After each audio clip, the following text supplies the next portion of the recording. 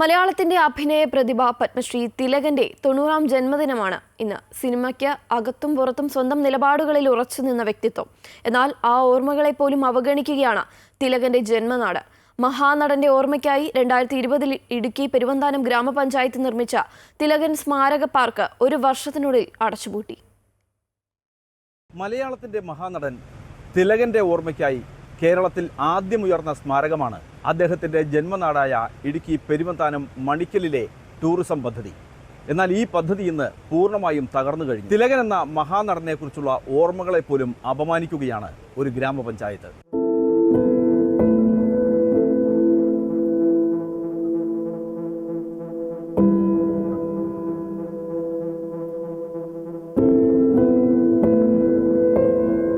ഇടുക്കി പെരുവന്താനം ഗ്രാമപഞ്ചായത്തിലെ മണിക്കലിലാണ് തിലകന്റെ സ്മരണയ്ക്കായി പാർക്ക് നിർമ്മിച്ചത്.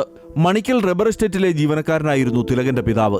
തിലകൻ പ്രാഥമിക വിദ്യാഭ്യാസം നടത്തിയതും നാടകാഭിനയത്തിന് തുടക്കം കുറിച്ചതും മണിക്കലിൽ വെച്ചാണ്. മഹാനടന്റെ ഓർമ്മയ്ക്കായി പെരുവന്താനം ഗ്രാമപഞ്ചായത്ത് 1,15,00,000 രൂപ ചെലവഴിച്ചാണ് പാർക്ക് നിർമ്മിച്ചത്. 2020 സെപ്റ്റംബർ 9 പാർക്ക് ഉദ്ഘാടനം ചെയ്തു. ഓപ്പൺ തിയേറ്റർ, കൊട്ടവഞ്ചി, ഇരിപ്പിടങ്ങൾ, പെഡൽ ബോട്ട് എന്നിവയാണ് പദ്ധതിക്കായി ഒരുക്കിയിരുന്നത്. എന്നാൽ ഒരു വർഷം കഴിയും മുമ്പേ പാർക്കും അനുബന്ധ സംവിധാനങ്ങളും നാശത്തിന്റെ വക്കിലായി. മുമ്പ് നിരവധി സഞ്ചാരികൾ ഇവിടെ എത്തിയിരുന്നു. എന്നാൽ പെരുവന്താനം ഗ്രാമപഞ്ചായത്ത് ഭരണസമിതിയുടെ കെടുകാര്യസ്ഥതയിൽ തിലകൻ സ്മാരകം പൂർണ്ണമായും ഉപേക്ഷിച്ച അവസ്ഥയിലായി.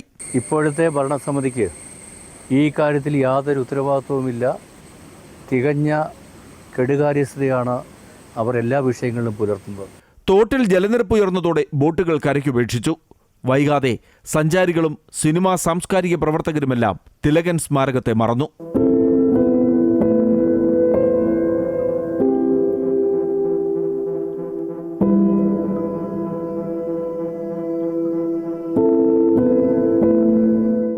അഭിനയകലയുടെ പെരുന്തച്ഛനെ ജന്മനാട് ആദരിച്ചില്ലെങ്കിലും അപമാനിക്കരുത്.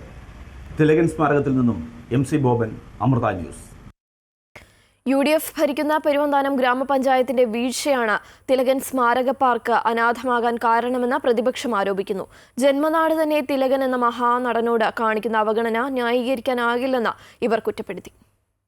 ഏതാണ്ട് ലക്ഷക്കണക്കിന് രൂപ വരുമാനം ലഭിച്ചുകൊണ്ടിരുന്ന ഒരു പാർക്കാണ് ഇന്ന് അനാഥമായി ഒരു ശ്മശാന ഭൂമിയായി ഇവിടെ കിടക്കുന്നത്. അതിൻ്റെ തീർച്ചയായും ഈ UDF ഭരണസമിതിയുടെ നേതൃത്വത്തിലുള്ള ഭരണസമിതിയുടെ ഉത്തരവാദിത്തമില്ലായ്മയാണ് ഈ മനോഹരമായ ലേക്ക് ആൻഡ് പാർക്ക് ഇന്ന് അനാഥമായി കിടക്കുന്നത്. ലോകത്ത് ജനങ്ങൾ അറിയപ്പെടുന്ന ഒരു മഹാനടനാണ് തിലകൻ.